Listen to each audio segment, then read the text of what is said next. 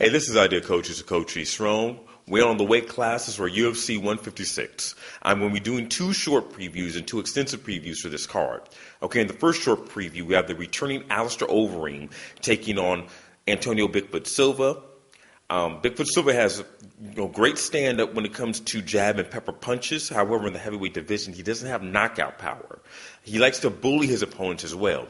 With Alistair Overeem's stand-up skills, that we all know is very high level, world class, legitimately, and with his sheer size, I don't see him being bullied around by Bigfoot at all. So I'm thinking that Alistair Overeem should be able to get the TKO late in the first round, maybe somewhere in the middle of the second.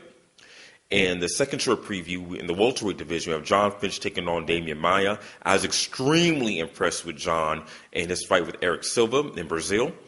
Given the position he was in with that rear naked choke, that was just amazing how he didn't tap out, leads me to believe that John Fitch has enough physical strength to stop any sort of armbar attempts and the dexterity within his neck not to get choked out. The only way that Maia will be able to pull off a submission is with a leg lock, which is extremely dangerous to do because it exposes your face. This is why Inimari and Huzumar Paraharas are not champions.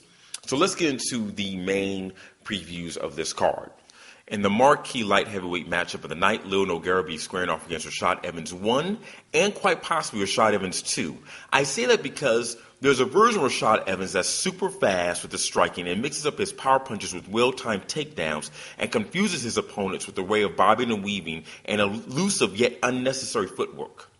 Now, if Evans version 1 cannot finish his opponent in the first 6 to 8 minutes, he becomes Rashad Evans version 2, a power striker that's looking for a one-shot kill that is usually telegraphed.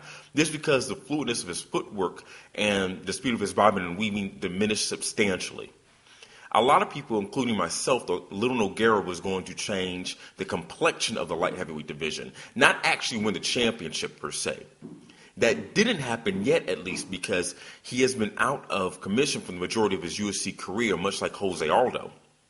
Both Evans and Nogueira shared two of the last three opponents, that being Tito Ortiz and Phil Davis. Evans is 2-1, and Nogueira is 1-2 in their last three, respectively. Even though Nogueira actually looked crisp in his last couple of bouts, and Evans has not faced a grappler with the hands of Nogueira at least since quite some time, I'm going to lean towards Rashad to take this because Nogueira has two problems.